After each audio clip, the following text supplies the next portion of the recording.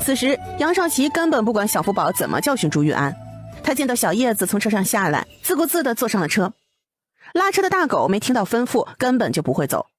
杨少奇不想引起别人的注意，于是偷偷拿出小木剑戳了一下狗屁股。大狗疼痛，立即就毛了，汪汪汪的一顿乱叫，同时拉着车子飞快地跑了起来。车子拉得飞快，杨少奇大惊，立即大哭起来。男人，快把黄毛拉住！王府护卫及时出现，把黄毛拉住，车子才停了下来。小福宝看到眼泪鼻涕糊一脸的杨少奇，也只能在心中暗骂活该。花花刚到游乐场，就看到几个小孩聚在一起，外边还有几个陌生的婆子和丫鬟。怎么了？花花和沈飞长得很像，原本还在抹眼泪的杨少奇立即就停了下来。这个妹妹像姨爷，这个妹妹我喜欢。花花看着流着鼻涕的杨少奇，下意识地后退几步。咦，这个小孩有点脏啊。妹妹，你叫什么呀？这是我二妹花花。花花呀，名字真好听。花花小眉头紧紧地皱在一起，看着眼前的小屁孩，她竟然感觉到了油腻感。她倒退几步，和杨少奇拉开了距离。小叶子则不管杨少奇，她快步来到黄毛旁边，看到黄毛屁股上的伤。哥哥，黄毛受伤了。小福宝走过去之后也看到了，他就说嘛，黄毛是最温顺的，还能听懂人话，怎么会突然发狂？把黄毛带下去上药。主院待客厅，沈飞三人正在聊天，就听到下人脚步匆匆的禀报：王妃，七少爷哭了。杨夫人吃茶的手就是一顿，但没有立即出声。是琪儿受伤了，还是？没有受伤。啊，两位姐姐，咱们也过去看看吧。琪儿是个顽皮的，让王妃见笑了，那过去看看也好。听闻荣王府的游乐场很吸引孩子呢，正巧我也好奇呢。都是哄小孩子的玩意儿，两位姐姐随我来吧。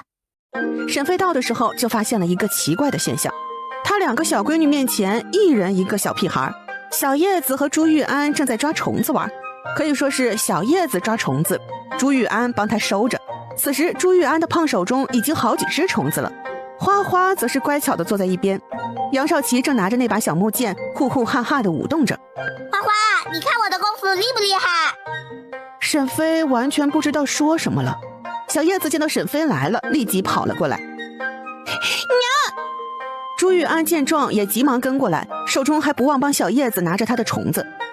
世子夫人宁氏见到儿子好好的，也就放下心来。他小儿子有多懒，他是知道的。这小子就和他一样，一点也不喜欢活动，更喜欢吃的。如今来到荣王府，竟然都能跑了。虽然是跟着小姑娘身后跑吧，但也无伤大雅，运动了就好嘛。哈哈，来荣王府还真没来错呀。朱夫人的心情很好，等朱玉安靠近来，看清他手中的虫子，朱夫人直接倒了下去。他怕虫子呀！哎呀！此时城门口的布告栏有一位中年男子盯着布告栏上的招聘内容。阿山，走，咱们就去荣王府。大人，咱们贸然登门会不会被打出来啊？中年男子看到身上破旧的衣裳，摇了摇头。不知道，试一试吧。于是两人一起打听着去了荣王府。傍晚，乔杉把一份名单交给了沈飞。王妃，这次有22人报名，想成为福宝书院的夫子。这些人都是什么背景？王妃，这几人都是来京城赶考的学子，今年没有中榜，要3年之后再考。又因为家中贫寒，因此想要在京城谋个活计。这几人的年纪多大了？都是五官端正的青年才俊。沈飞虽然看脸，但想到唐之灵的小脾气，于是就把那几个据说是青年才俊的学子给划掉了。这几个人不要。乔杉面上没有表情，但内心却是很奇怪。他知道自家王妃是个看脸的，他可没忘那五峰庄那一幕。有没有年纪大点的？最好是老头的。沈飞的书院还想干长久呢，那些年轻的学子虽然说可以启蒙，但是年轻人有个毛病，那就是心高气傲，不能安心的在书院教书。王妃，年纪太大的没有，只有一位40多岁的男人，很是落魄，而且人也不是长安人。哦，你仔细说说。王妃，此人名叫裴楚，今年已经48了。这人是琼州人，曾是元成22年的进士。元成22年？是，裴楚也是时运不济，他18岁就中了举人，但是家中亲人相继离世，因此耽误多年不能科考。好不容易可以再次科考，又2次身体不适，被中途抬离考场，以至于到了元成22年，38岁才再次参加科举。这次的运气不错，成了进士。我听说成了进士，只需要参加殿试就能入朝为官的呀。王妃，裴楚的运气不好，因为遭受裴氏嫡支的连累，又被朝廷流放了。沈飞抽了抽嘴角，这运气也是没谁了。那他现在怎么来了？还想来王府当先生？4年前皇上登基大赦天下，裴楚就被放了回来。不过在流放期间，他的妻子和儿女全都没熬过来，只剩下他一人了。如今只有一个仆人跟在身边。他都这么穷了，还有仆人？王妃，属下打听过，那个仆人是裴楚救的。至于裴家，曾经也还是琼州大户，裴楚曾经也是琼州有名的青年才俊，就是他的运气不太好。行，这个人我见一见吧。于是沈飞又挑了3人，打算一起看看，在几人中选2人。广安侯府，朱坤鹏下职之后就立即回家了，今天完全没有心情喝花酒看表演了。他一整天都觉得有人要对付他，所以早早就回家了。到家之后才知道世子夫人在荣王府吓着了，他快步的来到内室。你怎么样了？听说昏倒了。没事，就是被安儿拿的虫子吓到了。今天怎么这么早回来？宁是知道管不住朱坤鹏的花心，也就不管他，只专心的吃好喝好，因此从原来纤瘦的美人吃成了快150斤的大胖子。安儿这个臭小子，让他去找媳妇儿的，怎么玩起了虫子了？媳妇？什么媳妇？龙王府的小郡主，给你当儿媳妇，怎么样？宁是想到拿着虫子呲牙咧嘴笑的小叶子，打了一个寒战。不行，绝对不行。为什么？那可是荣王府呀。夫君，明儿的媳妇将来一定是公爹做主，婚事我插不上手。安儿这里我就想选个温顺的媳妇。宁氏是真的觉得王府的小郡主真的太顽皮了。我觉得安儿也不能在福宝书院念书了。不行，安儿必须去福宝书院读书，和小福宝交好。还有什么儿媳妇的，这都咱们家的想法，就算你同意，人家荣王府也不一定同意呢。人家堂堂郡主，皇上是人家大伯，将来想找什么才俊没有，安儿能不能入了郡主的眼，也未可知呢。宁氏揉了一下胖脸，一想夫君分析的也对，成不成还2回事呢，况且孩子们都还小呢。那就继续让安儿去。朱坤鹏见说通了媳妇，又耐着性子开导：静儿，安儿是咱们小儿子，将来侯府是明儿的，财产大部分要分给明儿，安儿只能找个门第高的媳妇儿。就算不是荣王府的小郡主，我也希望安儿的媳妇儿是个能帮扶她的人。宁氏点了点头，她承认丈夫说的对。小郡主，这已经是咱们家能够够到最高的了，这还是我和唐之琳有交情才有可能说得通的。况且我没有才智，等父亲老去，咱们广安侯府是什么光景也未可知啊。朱坤鹏虽然整日玩世不恭，但有一颗玲珑心，虽然是个男人，但绝对不是个粗枝大叶的人。他的消息灵通，除了老爹广安侯告诉他，还有他经常出入烟花场所，那里可是一切消息汇集地。他这人又脸皮厚，不怕被弹劾，他出现在那些场所，别人都不会防着他。他吃亏就吃亏在对学习不感兴趣，怎么学也学不进去，但是旁门左道还是动不少的。他手中也是捏着好些人的把柄，就是防着将来有人会对付他。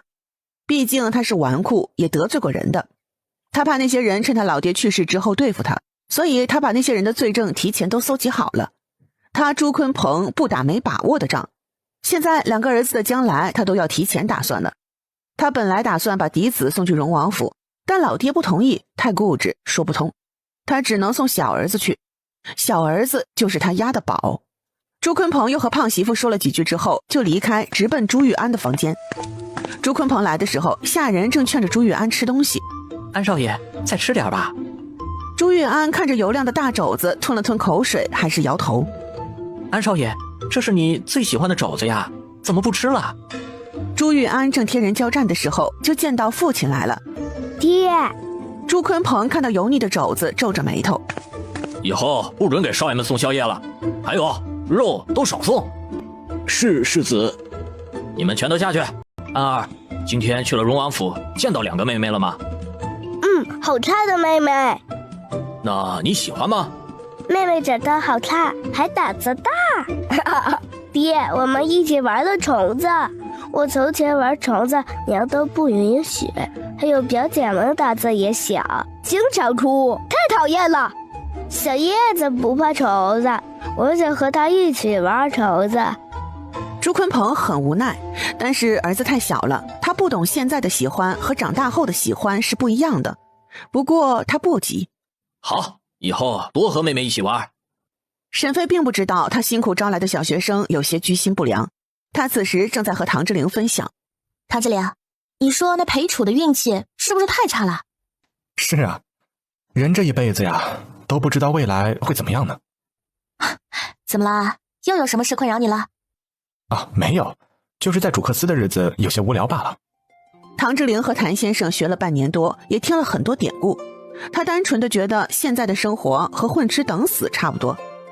沈飞看着唐之灵年轻的脸庞，他才22岁啊，正是想要建功立业的年纪。那你想做什么？我看看能不能给你参谋参谋。唐之灵摇头，他是有些想法的，但是他的身份不允许他做，至少皇上不希望他离开。还有他们一家能在长安不去封地，就是因为皇上要留下小福宝，而沈飞绝对不能和小福宝分开的。你呀，既然你这么闲，还不如给我在幽州以北多弄些田地呢。怎么，你还觉得家中的地不多，钱不够吗？沈飞想到花花，摇头道：不够，多多益善。我不要上好的良田，只要无人耕种的荒地就好。你要是真的空闲，就帮我做这件事吧。隔天，唐之灵果然行动起来。既然沈飞想要田地，他就帮着他弄来。他曾经去过北地，知道朝廷打下了很多鲜卑的地盘，那么广阔的田地空着也是浪费。还有沈飞空间里那些叫化肥的东西，都是可以帮助土地提升肥力的。啊，武丹，去把长史郭琪叫来，我有事吩咐。是，王爷。王爷，可是有什么事情？王妃想多买一些地。不知道王妃想买哪一块田地啊？就在辽东郡那边买些荒地。王爷，辽东郡不仅常年受到鲜卑的侵扰，还有高丽人，怕是种了粮食也会被抢走啊。北地的确是不安全。这时候王府长史郭琪来了。参见王爷。啊，郭琪啊，叫你过来是有事安排。王爷请吩咐。本王呢想买些荒地，你呢去安排一下这件事。王爷放心，属下一定办妥。郭大人，王爷要的是真的荒地，不是有种的良田。郭琪的身子一顿，很快又恢复过来，再次弯腰。是，我知道了。唐之灵安排了这件事之后，就让郭琪下去了。这时候下人进来禀报：王爷，王妃请的夫子到了，王妃想让谭先生过去帮忙长长眼。此时被请过来的4名夫子正坐在桌案前开始写画画，唐之灵并没有进去打扰。沈飞昨晚听到唐之灵的感慨，也私下检讨了自己。这荣王府好像他的一言堂，好些事都是由他做决定。唐之灵宠爱他，也不介意他插手外面的事。可是这样的结果下来，就是王府的人都是以他的意思为先，唐之灵这个王爷倒是没有威信了。唐之灵在朝中没有发挥作用的空间，在王府又什么事儿都不管，那他整个人也就没了精气神儿。所以沈飞转换了思路，以后王府中的事情多多交给唐之灵去做，树立他的威信和自信心。王爷，你过来了，夫子们都到了，我安排了一些试题给他们做，考教一下他们的功底。沈飞安排的也不是写八股文，他只是出了几道算学题，考验一下这4个人。唐之灵听到沈飞突然喊自己王爷，愣了片刻，他狐疑地看着沈飞，不明白他好好的为什么换了称呼，从前都是直接喊名字的。王爷，一会儿还要你选2个人呢。好。谭卓听到沈飞的称呼，心里满意了。他在王府这么久，每次听到沈飞直言不讳地喊王爷的名字，都想掏掏耳朵。如今老天终于开眼了，王妃终于懂规矩了。谭卓擦拭了一下眼角，王府的形势一片大好，不用担心了。谭卓自从真心投靠了荣王府，皇上那边是不能再回去了。他就想着荣王府越来越好，这艘大船不能翻了。小山，时间到了，你进去把几个人的试卷收过来给我。是，王妃。谭先生，也请您帮我们看看这几个人适不适合。是，王妃，交给在下吧。很快，乔杉就把卷子收过来，然后直接交给了沈飞。沈飞也不客气，直接把卷子带到隔壁。谭卓已经伸出了手，打算拿卷子品评一番，没想到自家王妃直接拿走了。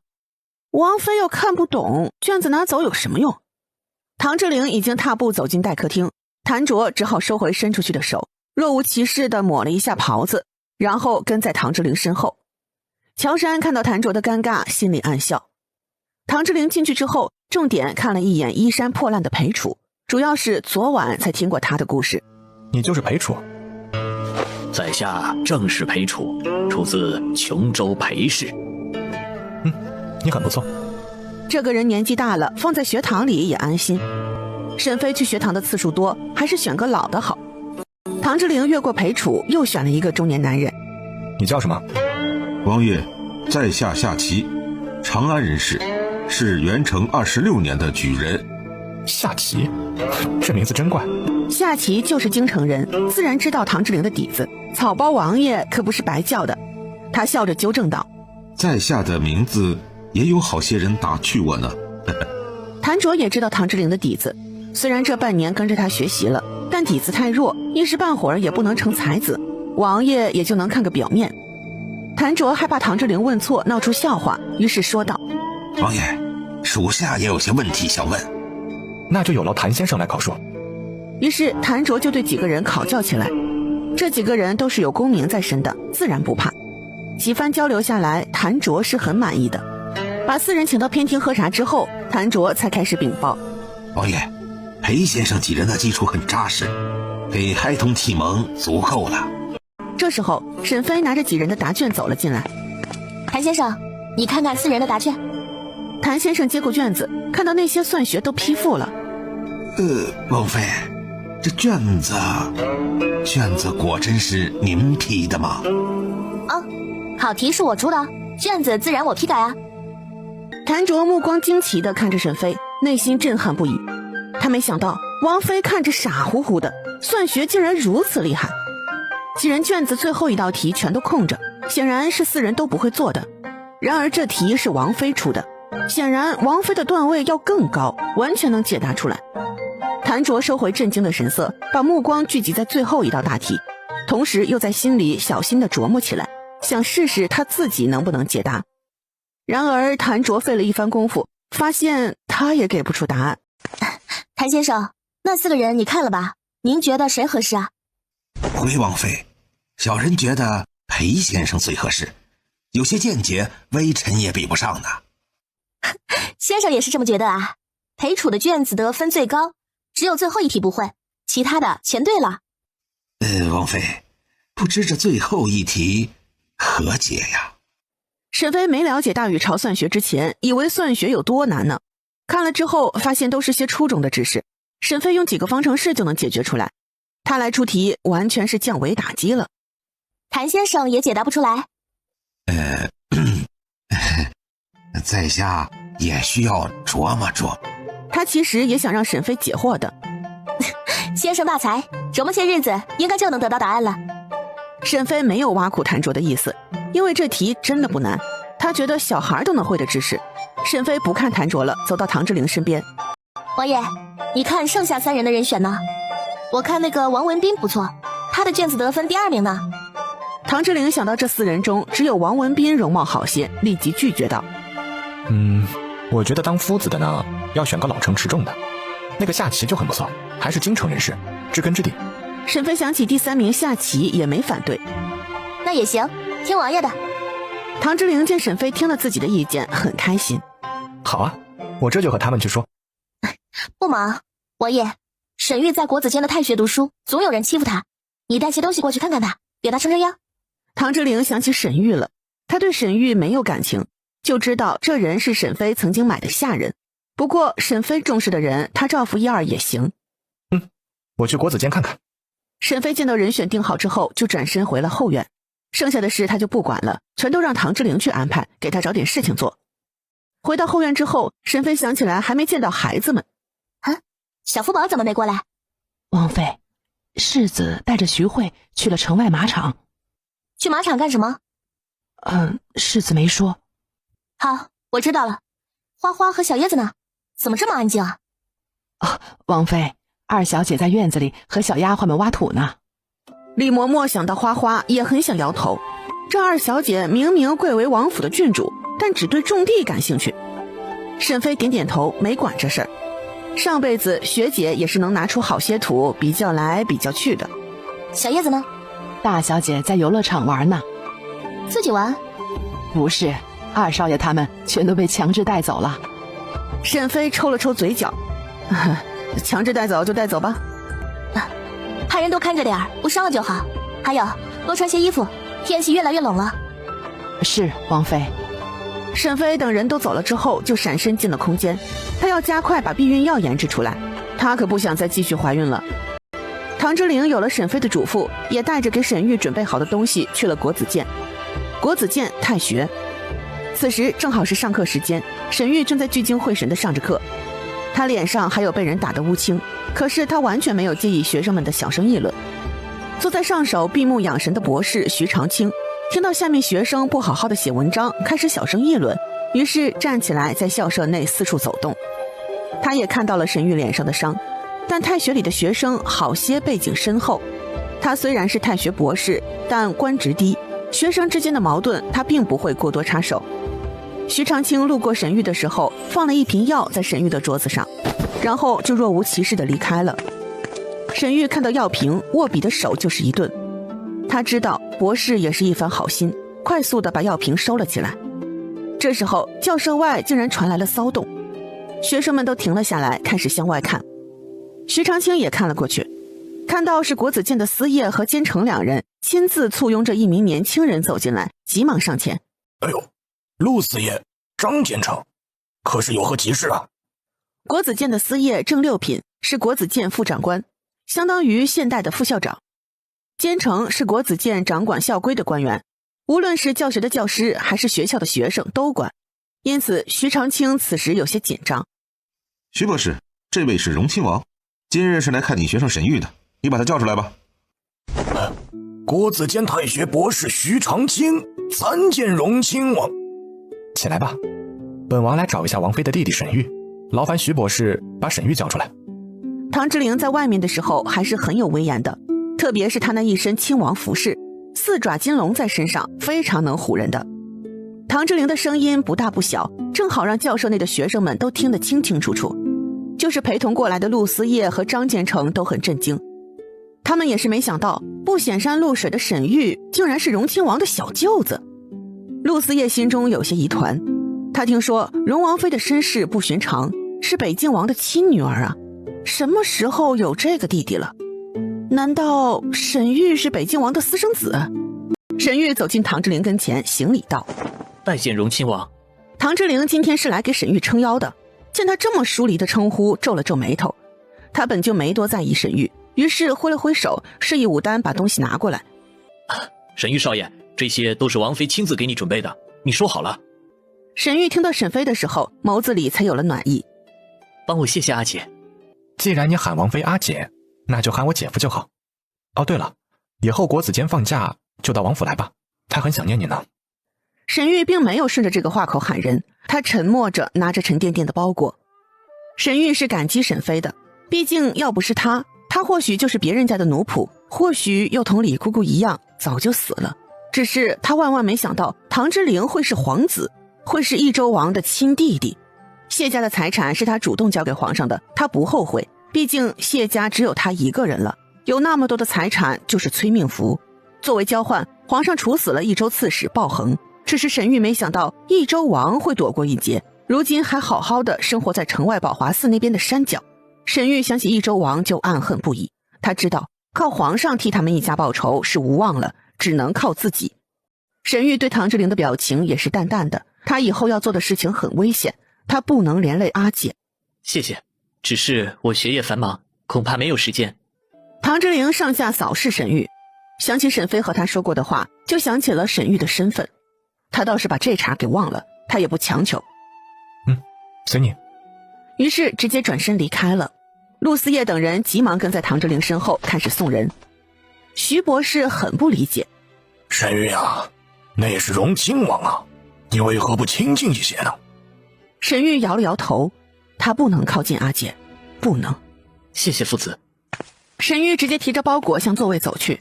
在太学学习是要住宿的，每月只有初一和15放1天的假。徐长卿已经习惯了沈玉沉默的性子，只以为他是单纯的不喜欢和人打交道，于是也摇了摇头。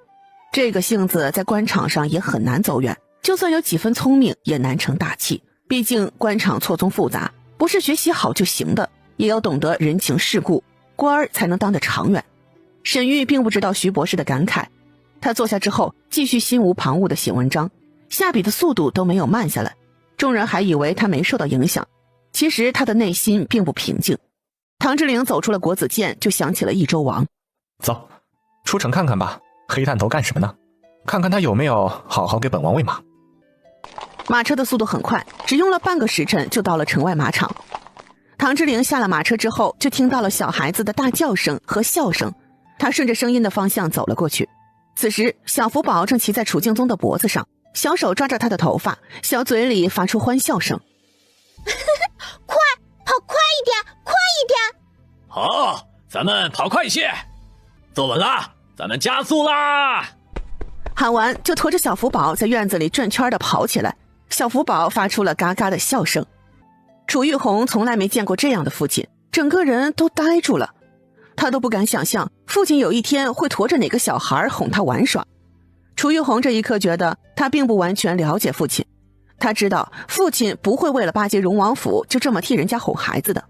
父亲犯浑的时候，皇上他都骂过的，如今对福宝堂弟竟然是这个态度，楚玉红觉得一定是发生了他不知道的事。小小的楚玉泽眼巴巴地看着黑脸父亲逗堂哥开心，他心里羡慕得不得了。唐之灵进来的时候就看到了这一幕，他双眼愤怒地看着小福宝和楚敬宗，他的崽崽竟然跟黑炭头这么亲。楚敬宗看到唐之灵来了，吓了一跳。小六，你怎么来了也没个声音啊？小福宝看到唐之灵也收起了笑容，这一刻他竟然有一种被抓包的心虚感。你怎么来呢？怎么，只能你来，我就不能来啊？还是你觉得我来了打扰你们了？是呀，你不来我们玩得好好的。仔仔是我儿子。那也看我头上这位承不承认了。你……唐之灵气红了脸。楚玉红摸着脑袋，想不清楚这三人的关系是怎么了，竟然这么别扭。他们说的都是什么啊？这么奇怪。唐之灵的心情很复杂，在他的心里有2种情绪，不管小福宝的哪种身份，都让唐之灵吃醋。吃小福宝和楚敬宗的醋，唐之灵就这么看着2人不说话。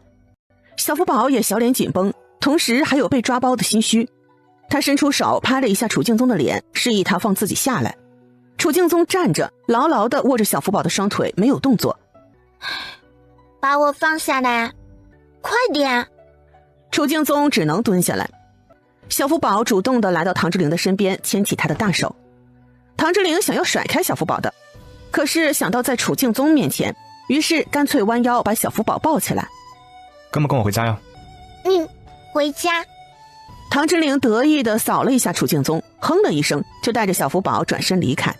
他以为楚敬宗会生气，谁料楚敬宗只是笑了笑，没有继续刺激唐之灵。等人都走远了，楚敬宗才开口：以后多和小福宝亲近，还有在学堂好好念书。楚玉红不知道小福宝和父亲说了什么，让父亲的情绪这么稳定，但这是个好现象。父亲，我知道了。好。楚敬宗没有继续搭理2个儿子，转身就回到了房间。楚玉红觉得父亲怪怪的，但又不知道是什么原因，内心好奇不已。回去的路上，唐之灵和小福宝坐在车厢内，谁都没有说话。小福宝看着唐之灵这样，主动开口道：你不要多想，我就是和老三玩玩。那人是你自己养大的，感情就是不一样啊。小福宝听到唐之灵这么酸的语气，很无奈，他只能向唐之灵的怀中靠去，窝在他怀里。小福宝也是有些小别扭，他一把年纪了，还得哄孩子，也是难呢。不过呢，这人是不一样的，2人的身份注定了这辈子相处起来尴尬和别扭。唐之灵虽然没有推开小福宝，但也没说任何软的话。如果你不想看到我，我可以向皇上建议你们去洛阳封地。小福宝知道他是不能离开长安城的。你想和我们分开，不要这个家了？不是，就是我的存在好像让你很别扭，活得也不开心，不如就分开的好。唐之灵内心慌乱，他搂紧了小福宝。不可能，你是我儿子，我不管你上辈子是谁，上上辈子是谁，你这辈子都是我儿子，我现在是你老子，所以你要听我的，我说不能分开。唐之灵的孩子不少了，但和小福宝的感情是最深的。小福宝没有反驳，什么身份不重要，不管怎么算，他们都是一家人。唐之灵见小福宝没有开口，害怕他去跟皇上建议，要是圣旨下了，这就改不了了。你不要说去洛阳的事啊，咱们一家人都要在一起。好，不分开。于是父子俩就这么温馨地回到了荣王府。沈妃知道是唐之灵亲自去城外接的小福宝，很是高兴。唐之灵，你亲自接的仔仔啊，真好。哎，怎么又直接喊我名字了，不叫王爷了？哼，这不是没有外人在吗？有外人在的时候，还是要给你树立威信的。都听你的。晚上一家8口在一起吃了晚饭，三胞胎已经可以吃饭了，所以也都坐在宝宝椅上开始用晚餐。学堂的老师已经选好了，明天正式去书院教书。小福宝，你带着妹妹们去念书。我喜欢念书。最好是这样，你要是上课的时候中途跑走，夫子是会打手心的。你放心，小叶子最乖呢。花花，你也去学一下这边的知识。好。沈妃说通了几个大的，就看向三胞胎。恒儿，你要是愿意去学院，也可以去。我愿，鬼才想去上学呢，他就要在家混吃等死。哎，好不容易这辈子投胎当上了人上人，他才不会去上学呢。那好，那你就留在家里照顾2个弟弟。翌日，王府的下人就赶着马车去送孩子们上学了，其他的学生也都从家里出发了。杨少奇是小叔杨昭亲自送过去的。杨昭这几年已经成熟不少，不是那个从前喜欢爬墙的少年了。两拨人就这么在福宝书院门口遇见了。小福宝下车之后，就见到英俊不凡的杨昭，他的眼睛一亮，是个好青年啊。小福宝站在地上，仰着脖子，把杨昭从上到下看了个遍。杨昭一低头，就看到比侄子都小的小屁孩看着自己。琪儿，好好学习，和同窗好好相处。叮嘱完了，直接翻身上马，勒起缰绳，夹起马腹，一人一马就这么冲了出去，好一副少年英雄的气魄。杨少奇，你小叔定亲了吗？没有，小叔要守孝，还没有定亲。很好。杨少奇不明白什么，但他也无暇顾及了，因为看到了花花。他扔下了小福宝，向花花奔了过去。花花，我来啦！花花看到向他冲过来的小屁孩，有些头疼。不过嘛，现在的这个小屁孩是干净的，没有眼泪和鼻涕糊一脸，勉强算是可爱。花花只是对杨少奇冷淡的点了点头，杨少奇也不气馁，还是跟在花花身边。这时候到了教舍内，两位夫子裴楚和夏琪已经在等候他们了。以后我和夏先生就是你们的夫子了，给你们启蒙。等朱玉安也到了之后，几个小孩就正式开始了启蒙的课程。小福宝会这么老实的坐在这里上课，也是想看看夫子的本事。一堂课下来，小福宝觉得娘亲找的人不错，竟然还淘到了不错的夫子。至少裴楚这人不死板，面对小叶子的童言稚语也能耐心的解释。小福宝只听了2节课就开始翘课了，好在2位夫子已经有了唐志玲的叮嘱，他们对待小福宝也宽松。课堂他想来就来，不想来也不强求，但是要对王妃保密。2位夫子不明白，但也没有忤逆。小福宝正好趁着来上课，偷偷的进了皇宫。此时皇上刚刚打发了几个大臣，正在想去哪个妃子的宫中用午膳的时候，就被告知小福宝来了。喂，请容世子进来。是陛下。午膳就摆在这儿吧，多做些甜食来。是陛下，老奴晓得了。好了，你退下吧。很快小福宝就被请进了勤政殿。皇上已经听到暗卫的禀报，说了昨日在马场的事。皇上还知道了小福宝和楚敬宗玩了骑大马的游戏，他现在也是吃醋不已。他觉得这老三太阴险了，竟然用了这一招，为了争宠就连脸都不要了。小福宝见皇上狐疑地看着自己，好奇地问道：干嘛这么看我？听说你昨天见老三了？小福宝没看皇上，直接走到软榻那边，脱了鞋子自己爬了上去。过来，咱俩下一盘。皇上见小福宝不搭腔，撇了撇嘴，但是还是在另一边坐了下来。你要白子还是黑的？接着下吧，不用新开棋局呢，白子或者黑子，你先选。皇上也不客气，这盘棋困了他很久了，他还没想到破解之法。我选黑子。此时棋局上明显是白子落于下风，被黑子步步紧逼，显然进入了绝境。小福宝白了一眼皇上，哼，粗心。嘿嘿，想看看您如何脱困。小福宝淡淡的扫了一眼皇上，伸出小手下了一子。皇上的眼睛一惊，你这叫置之死地而后生。皇上看着小福宝伸出小手捡了好些棋子，棋盘山空出了好些地方，整个棋盘上白子和黑子又出现了势均力敌的局面。皇上很是佩服，还是你厉害呀。你还嫩着呢，作为帝王就要掌握平衡之道，朝臣们就像这些棋子，切忌偏心，打破那平衡，明白吗？皇上想到最近下的几道命令，心中一凛。是。小福宝并不想过多的插手朝政，还是要看皇上怎么做，他只不过是偶尔敲打敲打就好。如今的皇上已经有了当帝王的经验，整体来说小福宝是满意的。尤其是这2年大禹朝没了战争，东西突厥都老实了，朝廷有了高产的玉米和土豆等农作物，粮食也高产了。尤其是玉米，在边关的土地上耕种，士兵们也不用饿肚子了。大禹朝这2年算是休养生息呢。小福宝很满意皇上的作为。昨日我亲自问了那个苏先生，他全都交代呢。这苏先生一定要找到。那老三说没说苏先生是怎么去的益州王府？他和老三还有什么谋算？老三之前的谋算你不是知道吗？就为了你的位置啊。也对，皇上还是太子的时候，老三就有了狼子野心。皇上想到过去益州王的受宠，害怕小福宝被哄了过去。老三这人奸猾得很，你可千万别被他骗了。放心，老三这辈子歇了和你抢皇位的心思，他也就在城外马场安稳度日呢。好。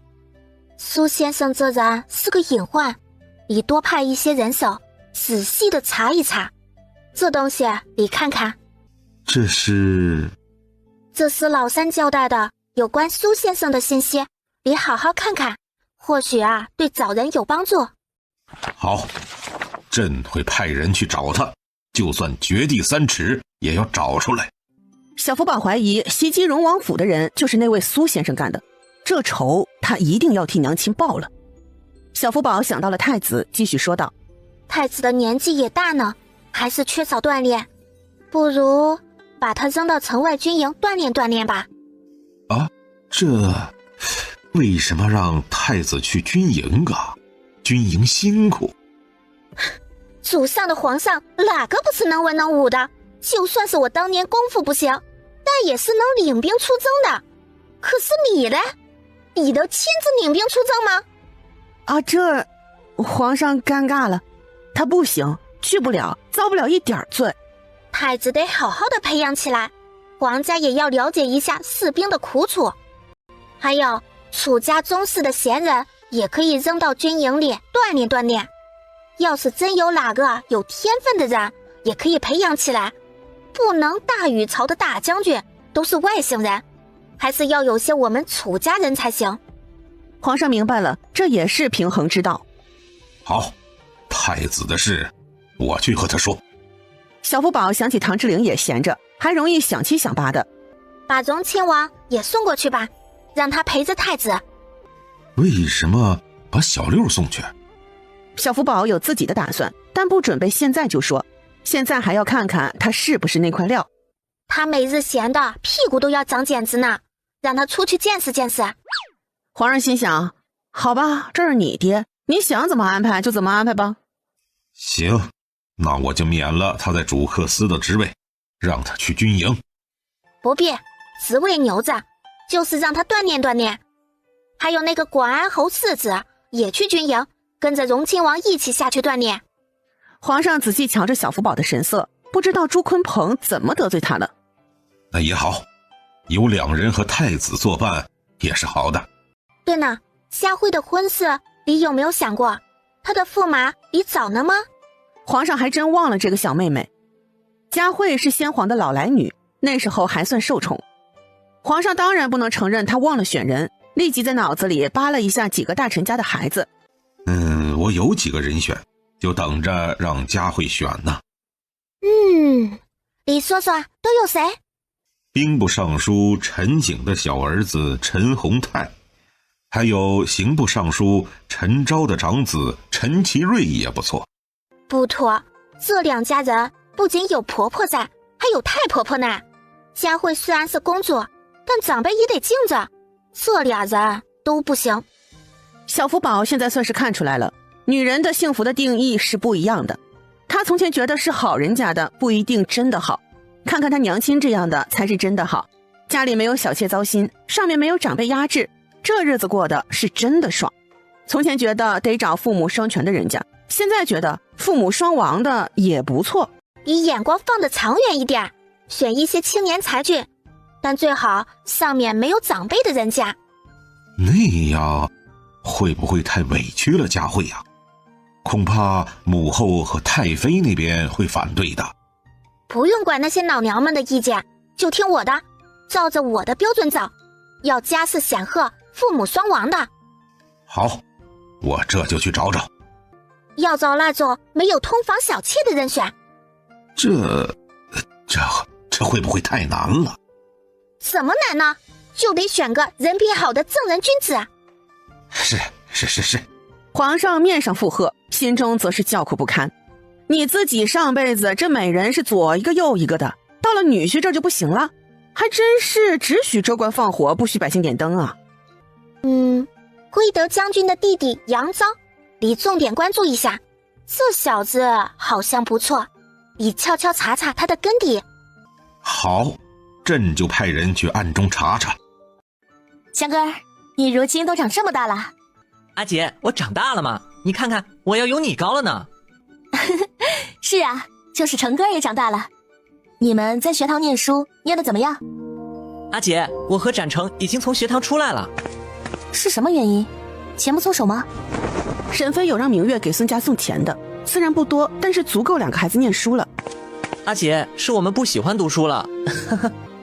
阿姐不是这样的，哥哥喜欢读书，是我生病了，他便花了好些钱才把学费给用完的，我和乐乐才退学不念啊。沈飞一听是这样，知道不是孙旭夫妇有意苛责孙展祥，也就不计较了。那好，你们2个从明天起就去我开的书院学习，以后啊都不用教书修了。阿姐，你说是真的？书院在哪里？孙展祥也是渴望地看着沈飞。自从他家里发生了变动，孙展祥虽然小，但是也成熟了不少。他当然想继续念书了。他大哥就通过科举，现在已经当了县令了。他将来也想有一番作为。福宝书院呢就在国子监隔壁，以后你们2个就在那边上学了。你们好好的学，没准儿以后还能考上国子监呢。阿姐，我们行吗？行不行的要靠你们自己喽。不过啊，天道酬勤，勤能补拙。阿姐，我们听话，一定好好学。书院是有宿舍的，你俩可以住在书院，省得每日来回奔波。好，阿姐，我们都听你的。阿姐，我们会放假吗？当然，每旬休2天。阿姐，我去书院念书。沈飞说通了2个少年之后，又留了2人在王府吃饭。此时福宝书院内，楚玉红也在参观学院的宿舍。他们原本都打算每日通勤了，加上王府给了他们马车，他觉得就算奔波一点也没关系。但是他现在改主意了，他决定带着弟弟妹妹住在学校的宿舍。宿舍的房间都是4人1间的，他正好可以带着弟弟们住。就是2个妹妹稍微有些困难，实在不行就让妹妹们住隔壁的屋子。书院内的条件可比城外马场好不少呢。楚玉红有了想法，但是还要先问过沈娘才行。所以放学之后，楚玉红还是跟着小福宝等小孩一起来了荣王府。沈飞知道孩子们下学了，亲自在门口等着孩子们。毕竟第一天上学，还是想知道他们在学校里怎么样的。然后就看到了一群小萝卜头，他们家的3个，益州王府的5个。红儿，今天在学堂还适应吗？沈娘，学堂非常好。咱们先进去，晚上已经准备好了。等到了后院，楚玉红才把自己的想法说出来。师娘，我看学院还有宿舍，我和弟妹们也想住在里面，可以吗？当然可以啊，之前没有这么说，也是想着你弟弟们小，离不开父母。师娘，弟弟们跟着我就好，我能照顾他们。就是我的2个妹妹，不知能否让庶母来学院做工，顺便照看妹妹。沈飞沉思起来，思索片刻之后才道：红儿放心，我从王府派2个婆子去书院，他们以后就留在书院了。以后宿舍呢，我也会分出男舍和女舍。感谢沈娘了，沈娘想得周到。沈飞知道楚玉红在想着给家里创收，就说道：等城外的熊猫馆开业，给你们一个小铺子，你可以和家里人商量一下，做些小生意，都在马场那边，你们照顾起来也方便。太好了，沈娘想得如此周到。他一点也不嫌弃，也不觉得从商丢脸。他现在能做的就是学好本事，改善家里的条件。时光飞逝，很快就来到了文德6年4月。小福宝已经6岁了，个子也是长高了一大截。3胞胎也已经2岁半了，现在都能跑了，院子已经关不住他们了。每日也是调皮捣蛋，淘气得很。沈飞的好脾气都没有了，真是化成了河东狮，每日都是在练他的狮吼功。